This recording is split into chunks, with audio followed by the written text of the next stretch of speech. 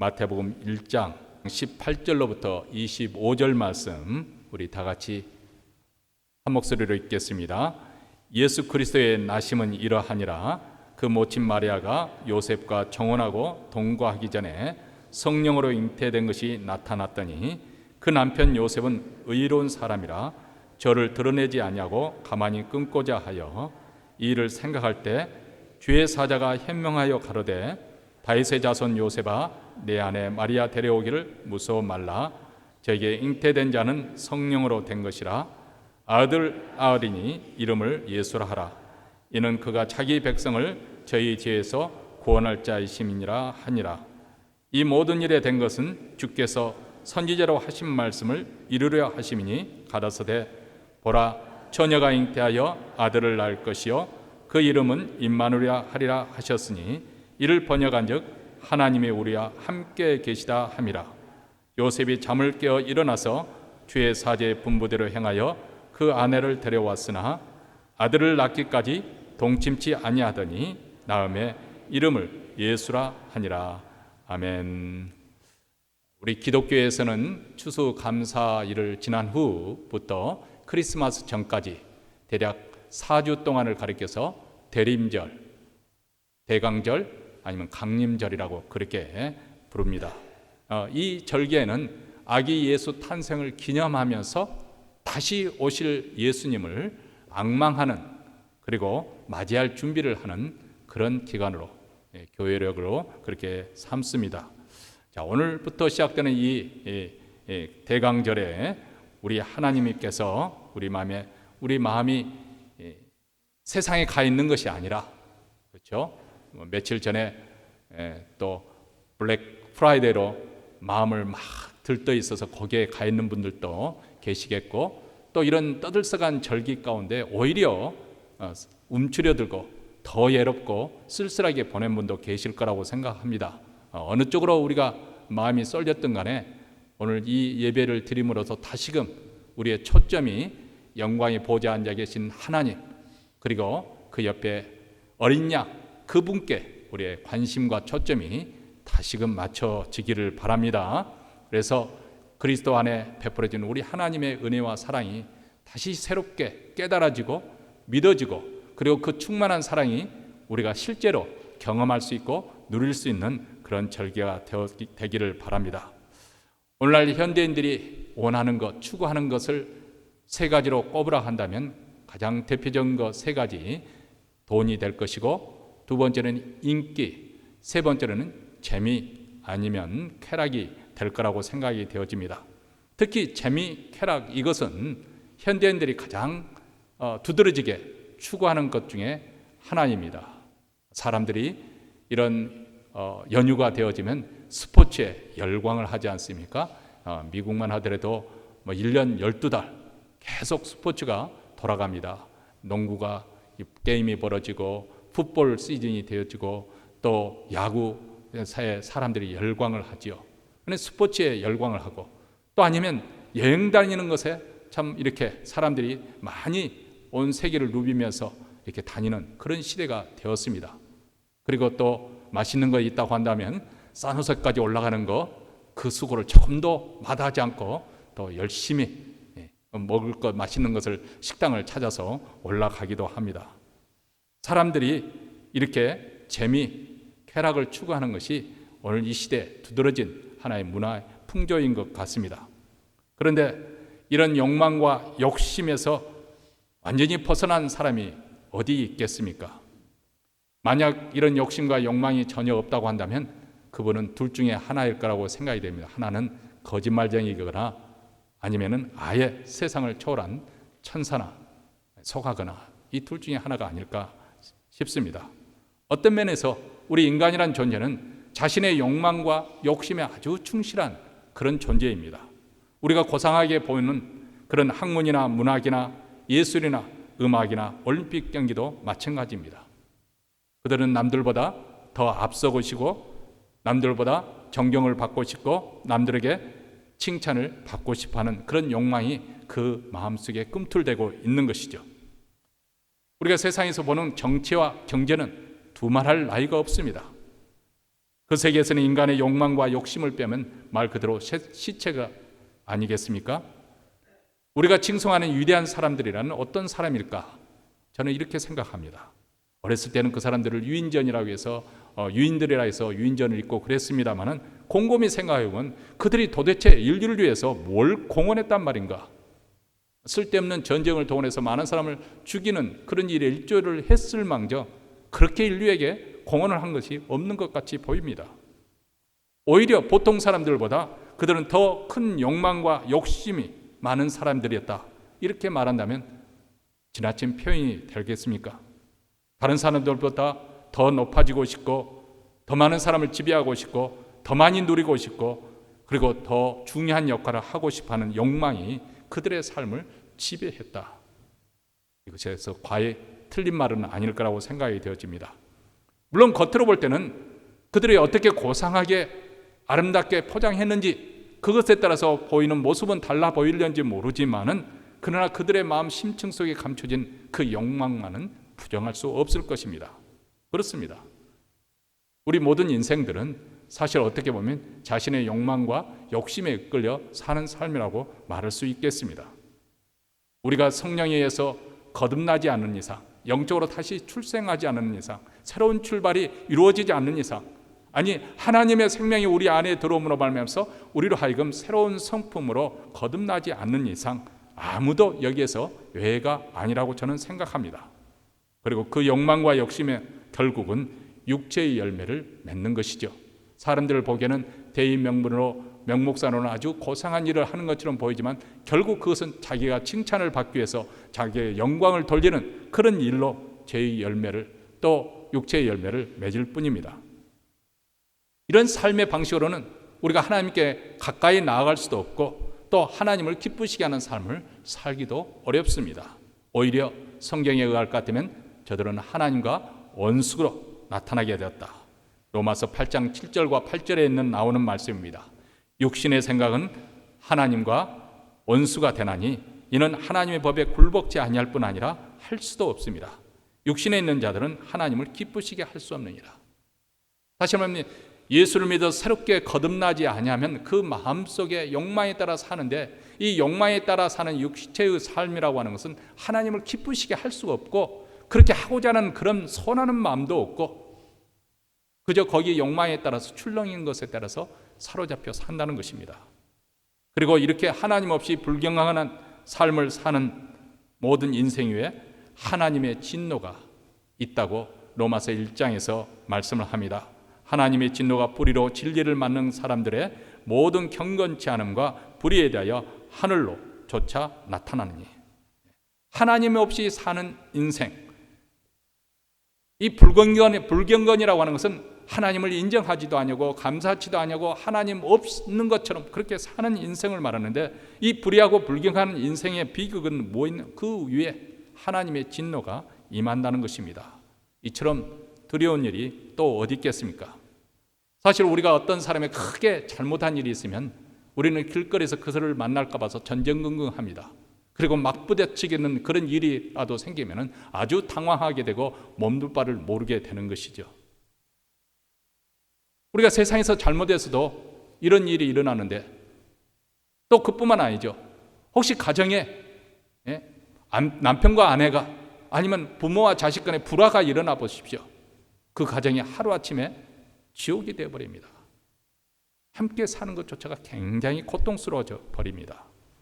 그런데 여러분, 그것은 세상에서 잠시 일어난 일이지만은 하물며 하늘의 주가 되시고 만왕의 왕이 되시는 하나님, 이 우주와 보이지 않는 세상 모든 질서를 지배하고 다스리시는 그 하나님의 진노 아래에 있다는 것, 얼마나 절망적인 상황을 뜻하는 것입니까? 이렇게 표현을 한다면 어떤 사람은 이렇게 항의를 할 수 있습니다. 그거야 하나님이 구약 성경에는 그런 진노하시는 그런 하나님으로 나타난 신약 시대는 아니지 않느냐? 신약 시대는 하나님의 사랑의 하나님으로 나타난 것 아니냐? 이렇게 말씀을 반박을 할 수 있습니다.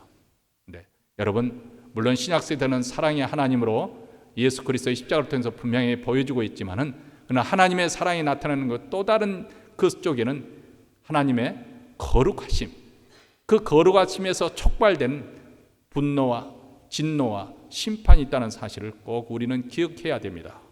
신약 성경에도 하나님의 진노와 심판에서 표현되는, 기록되는 이유가 바로 여기에 있습니다. 신약시대 최초의 설교자라고 말할 수 있는 세례 요한의 그 메시지가 무엇이었습니까? 요한이 세례받으러 나오는 무리에게 이르되 독사의 자식들아, 누가 너희를 가르쳐 장차올 진노를 피하라 하더냐. 스스로 아브라함의 후손으로서 하나님의 선택받은 백성이라고 생각했던 그 유대인들을 향해서 우리 주님 세례 요한이 무섭게 책망을 하십니다. 독사의 자식들아, 누가 너희를 가르쳐 장차올 무서운 진노를 피하라고 하더냐. 여러분, 이것이 신약 성경에도 반복되는 주제이기도 합니다. 많은 사람들에게 사랑받는 요한복음 3장 16절 우리가 잘 알고 있지 않습니까? 하나님이 이 세상을 이처럼 사랑하사 독생자를 주셨으니 이는 저를 믿는 자마다 멸망치 않고 영생을 주려 하라 하십니다. 자, 이 말씀을 조금 더 우리가 깊어보면 둘 중에 하나가 있는 그런 삶이 있다는 거예요. 바로 영생 아니면 멸망이라는 것입니다. 독생자를 믿는 자마다 멸망치 않고 영생을 주시다. 이게 독생자를 믿는 데 영생이지만 그렇지 않으면 멸망이라는 거죠. 이것을 3장 36절에 더 명확하게 말씀을 하고 있습니다. 아들을 믿는 자는 영생이 있고 아들을 순종치 아니하는 자는 영생을 보지 못하고 도리어 하나님의 진노가 그 위에 머물러 있느니라. 이렇게 말합니다. 누구든지 하나님의 아들 예수 그리스도를 믿는 자, 그 안에는 영생이 있지만 믿지 아니한 자에게는 이미 하나님의 진노가 머물러 있다.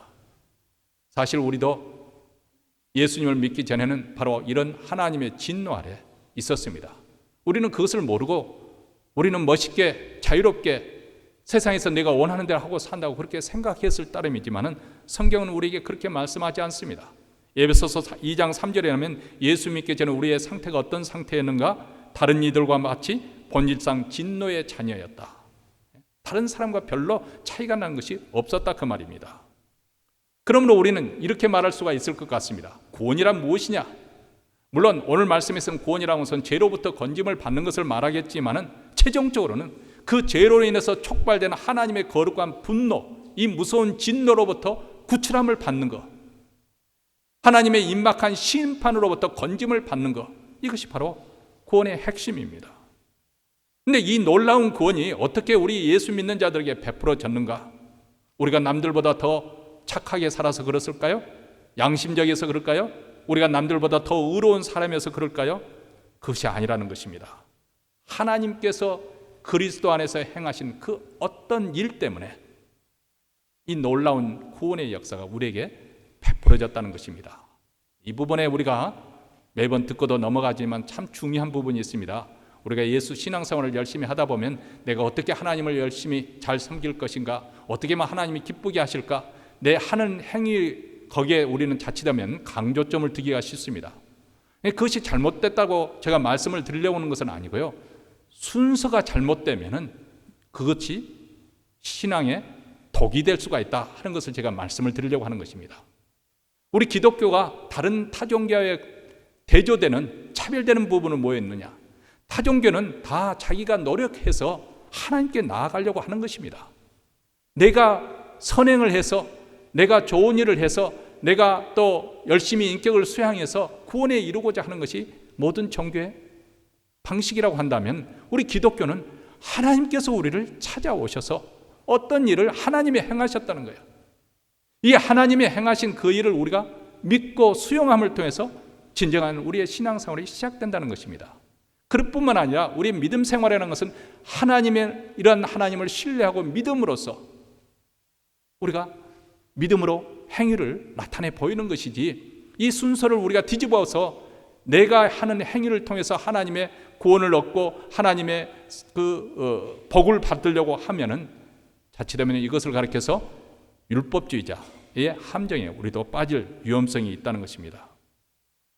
하나님께서 그리스도 안에 어떤 일을 행하셨는데, 그것은 하나님의 아들이신 예수 그리스도께서 하늘의 영광의 보좌를 버리시고 우리 죄인들과 같은 모습으로 이 땅에 오신 이 성육신의 사건, 기독교 용어로 성육신이 나오는 이 사건을 통해서부터 시작된다는 것입니다. 자, 오늘 본문은 아기 예수 탄생 배경에 대해서 우리에게 말씀을 해주고 있습니다.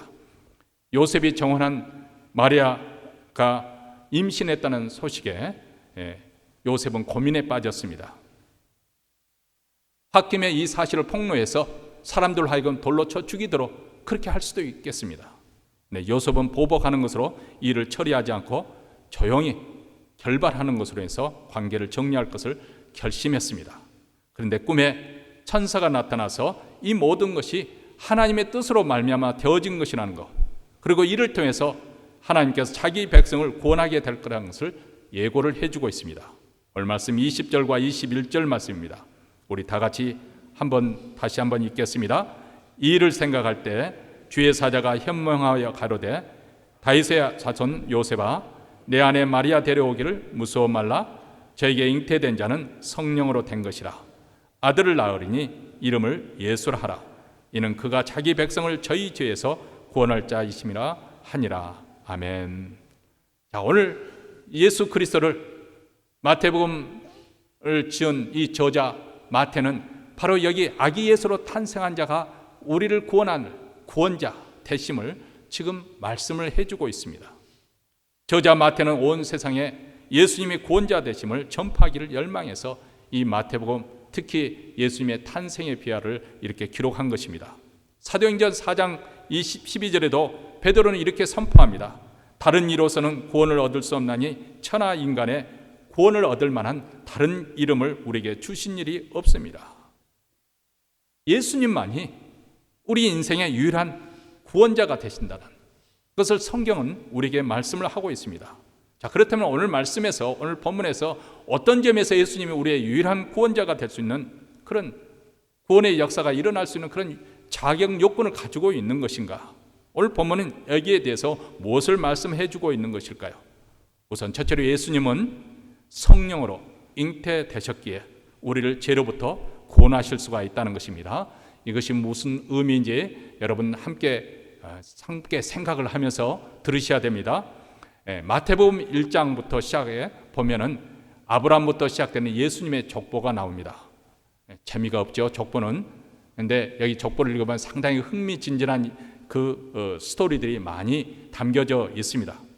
근데 이 족보를 보면 가장 눈에 띄는 흥미진진한 사실이 나오는데 여기에 등장하는 모든 인물들은 자기를 낳은 아버지가 다 이름이 나열이 되어 있습니다. 이삭의 아버지는 누구일까요? 아브라함이고 야곱의 아버지는 이삭입니다. 왜냐하면 아브라함은 이삭을 낳고 이삭은 야곱을 낳았기 때문에 그렇습니다. 히스기야의 아버지는 아하스라는 악한 왕이죠. 히스기야라는 선한 왕을 낳은 것은 또 악한 왕 아하스가 나왔습니다. 자, 이렇게 누가 누구를 낳고 계속 나열을 하는데 16절에 와 보면은 야곱은 마리아의 남편 요셉을 낳았다고 언급되고 그 다음에 그 요셉이 아기 예수를 낳았다고 그렇게 말하지 않습니다. 어떻게 본문에서 말씀하고 있습니까? 마리아에게서 그리스도와 칭하는 예수가 나시니라. 그 차이점을 발견하셨나요?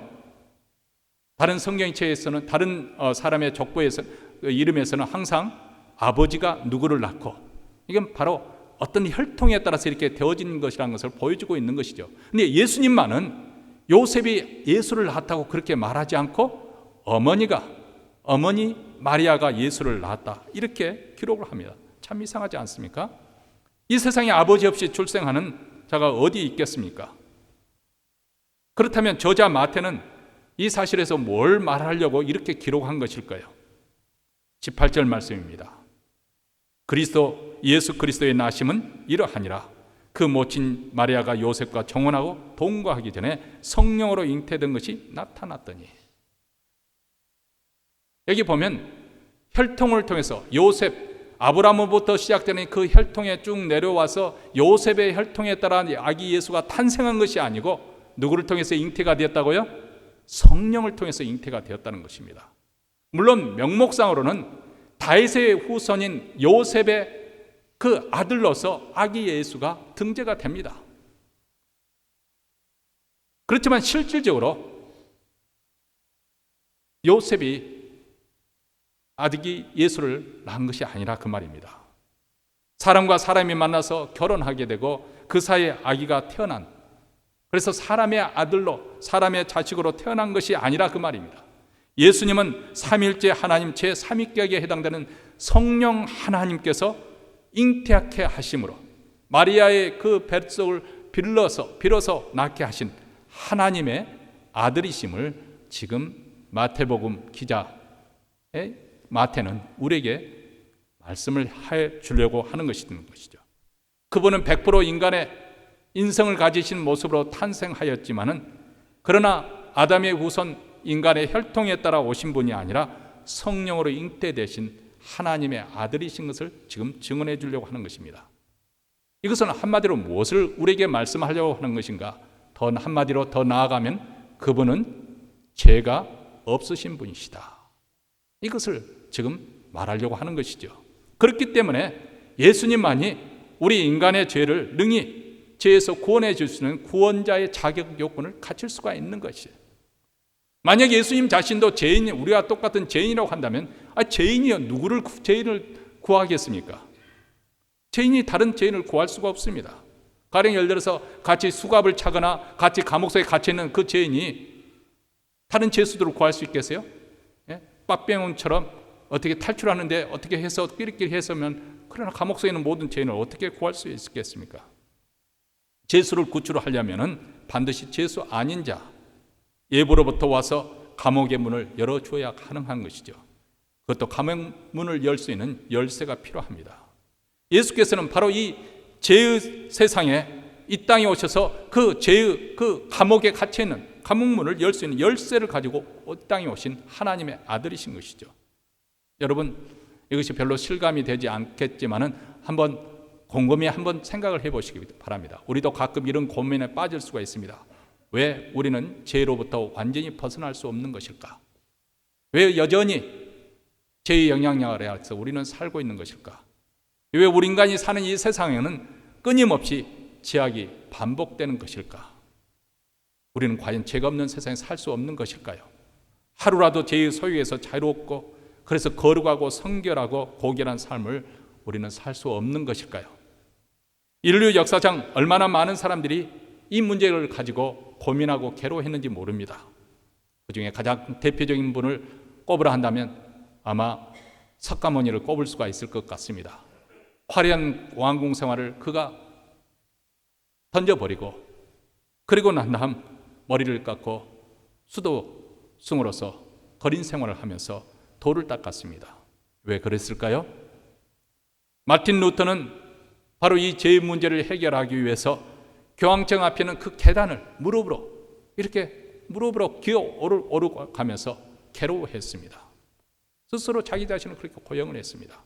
여러분, 지금도 인도에 가면 이렇게 고용을 하는 그런 자들이 많이 있다고 합니다. 어떤 사람은 세상에, 더러운 세상에 발을 디디지 않기 위해서 이 전봇대 같은 그런 기둥을 올려놓고 그 위에서 사는 거예요. 그 위에서 절대 땅에 발을 디디지 않겠다, 그렇게 세상과 결별해서 살겠다는 것입니다. 왜 그들은 이렇게 죄 문제에 괴로워하고, 그리고 죄 문제를 어떻게 해결하려고, 해답을 얻으려고 하는 것일까요? 지금으로부터 3000년 전 주전 10세기경에 다윗이 핵심을 찌르는 말을 하였습니다. 시편 51편 5절에 보면 내가 죄악 중에 출생하였으며 모친이 죄 중에 나를 잉태하였나이다. 이 말씀은 왜 인간이 죄인일 수밖에 없고 죄를 지을 수밖에 없는가, 그 이유에 대해서 잘 말씀을 해주고 있는 것이죠. 우리 인간은 죄 중에 잉태되었고 죄 가운데 출생하였기 때문에 죄인일 수밖에 없고, 그래서 일생을 죄의 굴레에서 벗어날 수 없다는 것입니다. 사실 우리를 낳으신 부모님의 헌신과 수고가 있지만은 그분들도 죄인일 수밖에 없는 것이고, 또 우리가 살고 있는 이 세상에 제약되기 때문에 우리도 어쩔 수 없는 것이죠. 다시 말하면 아담의 혈통에 따라서 태어난 모든 사람들은 태어날 때부터 소위 말하는 죄의 DNA, 이 죄의 인자를 가지고 태어납니다. 아기 때 보면은 천사 같잖아요. 특히 잠잘 때 모습은 그냥 쏙 빠져들지 않습니까?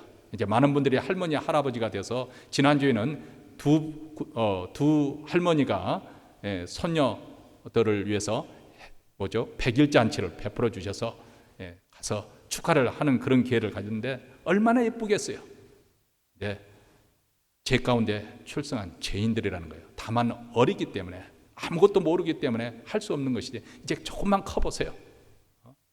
얼마나 이기적이고 자기밖에 모르고, 이제 커가면서 조금씩 다듬어지긴 하지만 그것도 이제 커면은 자기의 이기심을 다른 대의명으로 감추는 위선이 좀 더 발달할 뿐이지, 그 마음속에 근본적으로 죄의 속성은 어쩔 수 없는 것이죠. 사도 바울도 의롭게 살려고 몸부림을 치다가 어떻게 고백을 합니까?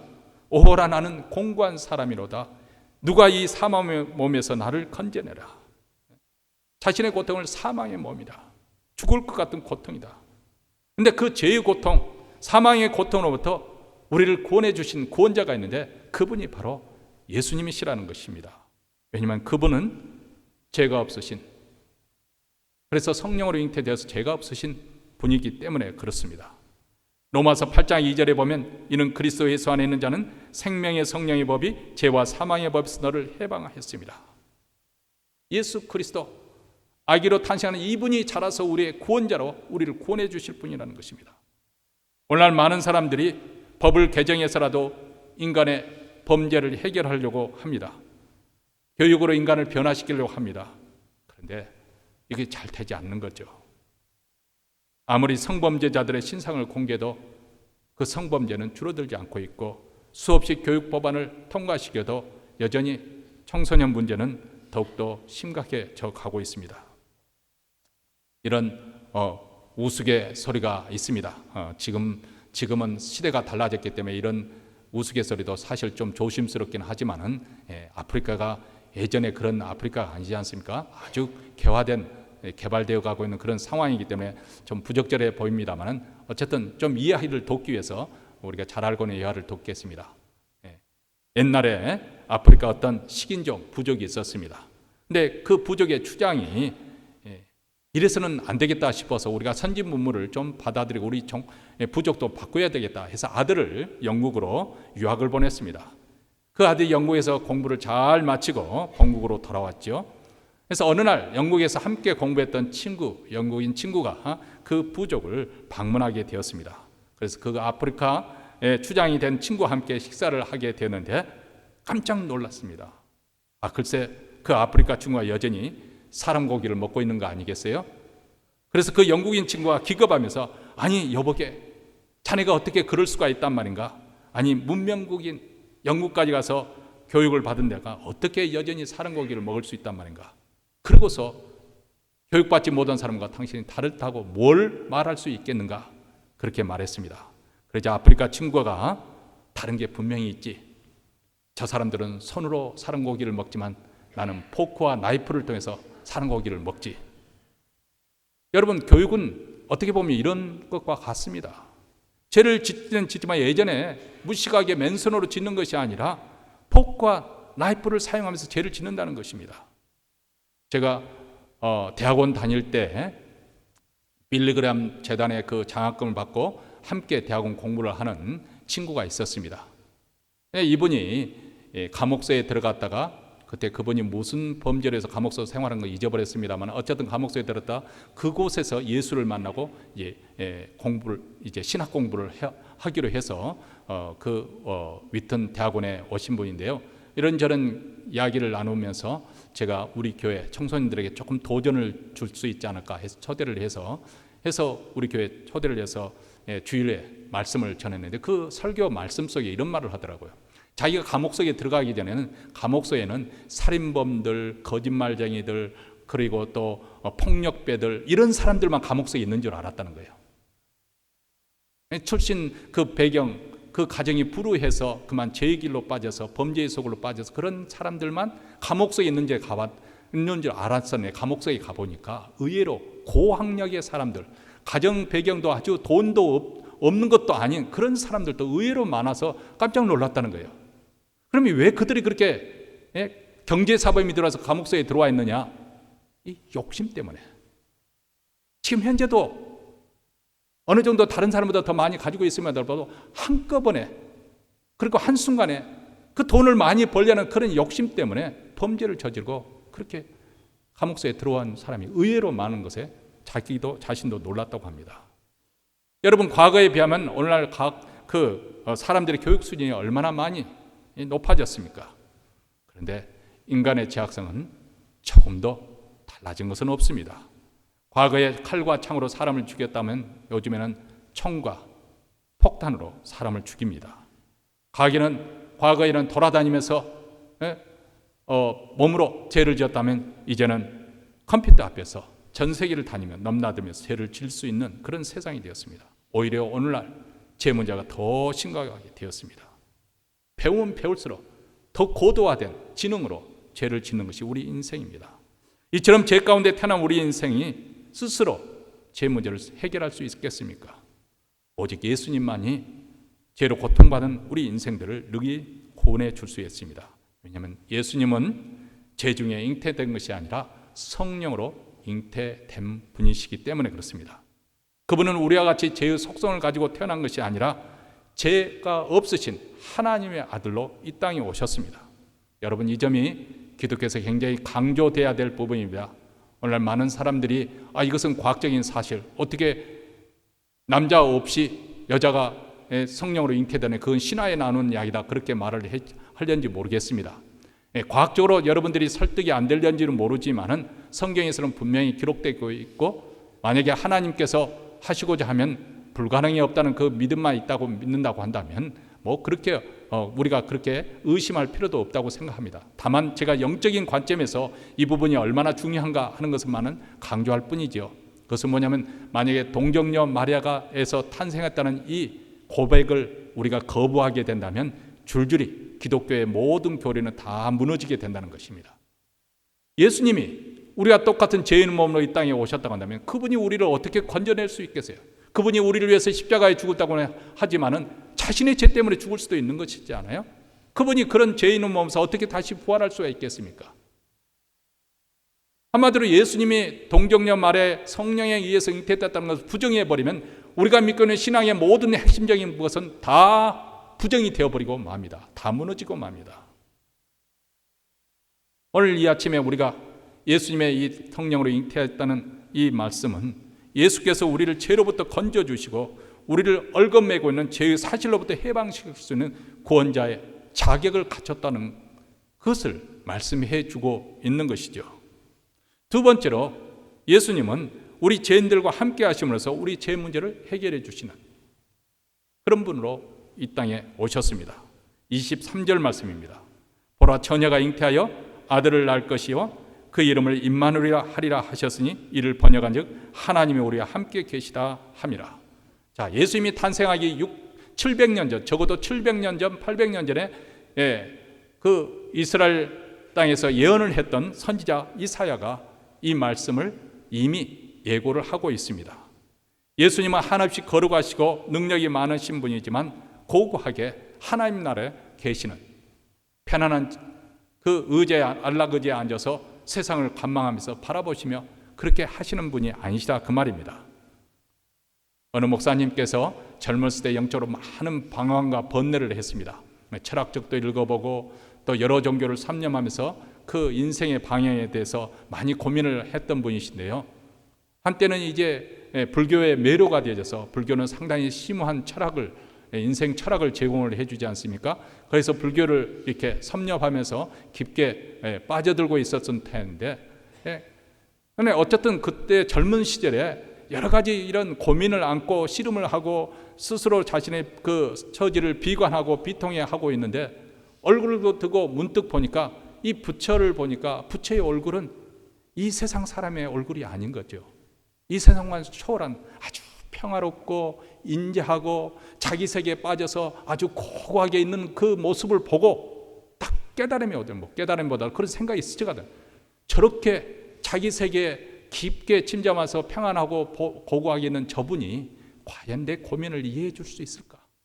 내 인생 고민을 과연 그분이 해결해 줄 수 있을까? 그런 생각이 오더라는 거예요. 그러고 난 다음 돌아서서 십자가를 바라보니까 그 고뇌 찬 예수 그리스도의 그 십자가의 고통과 그리고 고난을 생각해 보니까 저분이라면 이 인생고에서 고통을 받고 있는 나를 이해해 줄 수 있겠구나, 공감해 줄 수 있겠구나, 이런 생각이 들더라는 것이죠. 맞습니다. 예수님은 추하고 더러운 이 세상에 오셨습니다. 죄 많고 문제 많은 인간 세상에 들어오셨습니다. 여러분, 요즘에 우리가 조금 선교를 좀 덜 합니다만 초기에는 뉴멕시코를 비롯해서 그리고 해외 선교, 또 멕시코 여러 군데 선교를 많이 다녔습니다. 해외 선교 아니면 가까운 데 선교를 가더라도 제일 신경이 쓰이는 부분은 화장실 가는 것입니다. 미국 있는 그 뉴멕시코 그 선교 활동 하시는 인디언 선교 하시는 분인데 그곳에 가니까 초기입니다. 초기에 그 선교할 때 보니까 화장실이 없어요.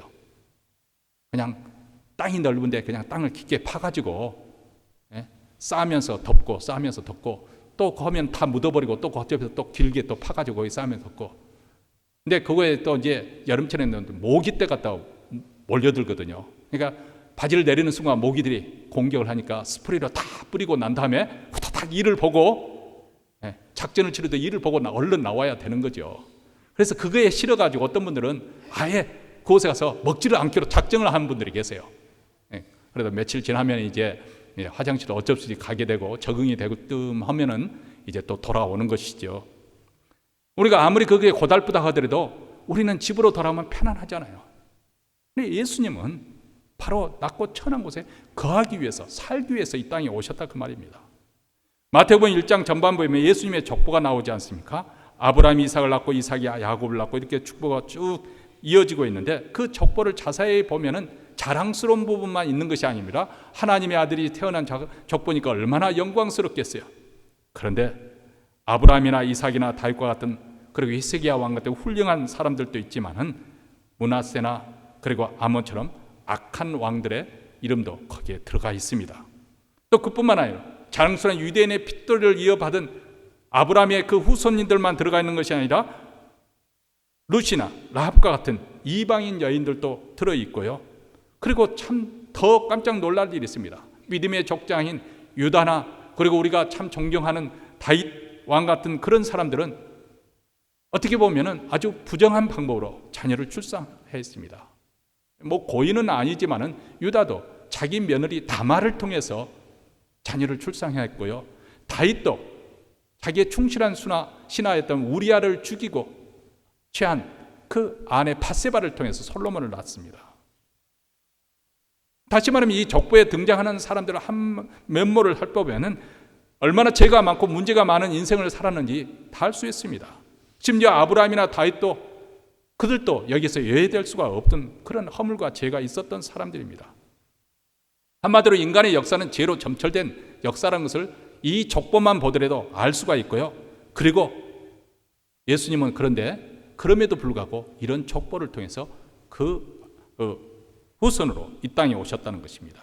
불순종하고 거짓말하고 욕심부리고 시기하고 형제를 돌로 쳐 죽이고 얼마나 죄가 많습니다. 그런데 이렇게 타락되고 제약된 세상을 심판하지 않고 이 땅에 거하기 위해서 그들의 후손으로 예수께서 오신 것입니다. 예수님은 본래 시간과 공간을 초월하는 성자 하나님이십니다. 영원전부터 스스로 존재하시는 그 하나님이신데 그분은 우리 인생처럼 제한된 시간 안으로 제한된 공간 안으로 이 땅에 오셨다는 것입니다. 고결한 천사의 모습으로 오신 것이 아니고 죄인은 육신의 모양으로 오셨고 위험에는 왕의 모습으로 오신 것이 아니고 작고 보잘것없는 한 아기의 모습으로 화려한 로마 왕궁에 오신 것이 아니라 낮고 천한 마구간 말구에 오셨습니다. 잠깐 동안 이 세상에 방문한 것이 아니라 이 땅에 거하기 위해서 우리와 함께 사시기 위해서 이 땅에 오셨습니다. 우리가 입는 옷과 똑같은 옷을 입으시고 우리가 먹는 음식을 똑같이 잡수시고 우리가 겪는 고통도 우리 주님도 겪으시고 우리가 사는 삶에도 똑같이 살기 위해서 오셨습니다. 사실 우리가 우리 마음에 맞지 않은 사람과 잠깐 동안에도 한 집에 거한다는 것이 얼마나 고통스럽습니까?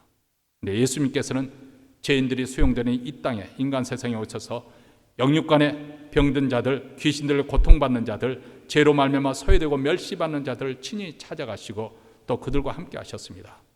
수가성의 여인, 그 여인을 우리 주님께서는 만나주시고 대화하시면서 그녀에게 목마름의 갈증, 영원히 해결해 주셨습니다.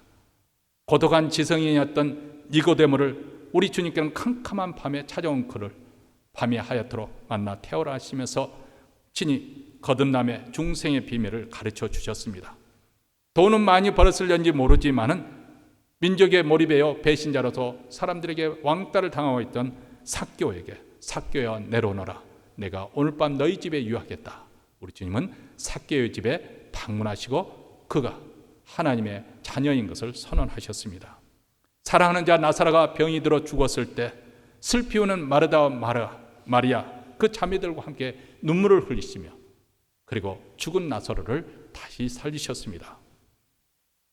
장정만 5,000명이 되는 그런 큰 무리가 모여서 배고파했을 때 그들이 돌아가는 길에 기진에 쓰러질까 봐서 우리 주님은 그들에게 오병이의 역사를 일으켜 주신 분이 예수님이십니다. 죄인들이 병들어 고통받는 곳, 배고파 굶주린 곳, 애로움에 슬피 우는 곳, 바로 그곳에 우리 주님은 함께 하신 것입니다. 심지어는 배신한 제자들을 찾아가서 상심한 그들의 마음을 위로해 주시고 다시금 그들에게 사명을 주신 분이 바로 예수님이십니다. 이처럼 예수님은 우리 죄인과 함께 되셨고 우리 삶 속에 들어서 우리와 함께 하셨습니다. 내 대신 십자가의 고통을 다 겪으셨고 내 대신 그 수치와 아픔을 다 담당하셨습니다. 그래서 우리는 이 예수님에게서 하나님의 진정한 사랑을 깨달을 수 있고 그 사랑을 느낄 수가 있습니다. 참된 위로와 힘을 덧입을 수 있고 우리 영혼이 치유되는 놀라운 역사가 일어남을 우리가 체험할 수가 있습니다. 바로 이분이 임마누엘, 하나님이 우리와 함께 하시다, 이 말씀을 실현하게 오신 아기 예수입니다. 우리의 친구가 되기 위해서, 우리의 선한 목자가 되기 위해서, 우리의 주가 되기 위해서 우리 길을 찾아오신 것이죠. 하나님이 우리와 함께 하십니다. 임마누엘, 이것은 바로 우리를 향한 하나님의 사랑의 표현 방식입니다. 우리 죄인들을 위해서 이 땅에 낮아지시고 죄인들의 친구가 되어주시고 그리고 세상 끝날까지 우리와 영원히 함께 하실 것을 우리 주님, 그 임마누엘 되시는 우리 주님, 그분의 사랑 우리가 감사 찬양하지 않을 수가 있겠습니까? 여러분, 이제 12월 대강절을 맞이해서 이 예수 그리스도의 구속의 은혜 그리고 임마누엘의 사랑이 우리가 하던 것보다 더 풍성하게, 더 충만하게 누릴 수 있게 되기를 바랍니다. 다시 말씀드립니다. 기독교의 신앙은 내 자신으로부터 시작되는 것이 아닙니다. 하나님께서 나를 위해서 어떤 일을 행하시는가, 이것을 우리가 깨닫고 믿어야 되는 것입니다. 그 사랑을 우리가 받아들이고 우리가 먼저 누려야만이 우리도 하나님을 사랑할 수가 있고 우리도 하나님을 위해서 또 기쁘시게 하는 그런 삶을 살 수가 있는 것이고 또 나를 사랑한 것처럼 그 사랑을 가지고 우리가 이웃을 또 사랑하며 섬길 수가 있습니다. 그러므로 기독교의 사랑은 하나님이 나를 향해서 어떤 은혜를 베푸셨는가, 이것을 새롭게 각성하고 그것을 누리고 그리고 깨달은 사람들만이 살 수 있는 그것이 바로 기독교 신앙의 비밀입니다. 오늘 또 이 대강절 절기에 올해도 이 대강절 절기를 맞이해서 여러분들 삶 속에 그 은혜가 더 새롭게, 더 부요하게, 풍성하게 깨달아지고 믿어지고 누릴 수 있는 시간이 되시기를 주의 이름으로 축원합니다.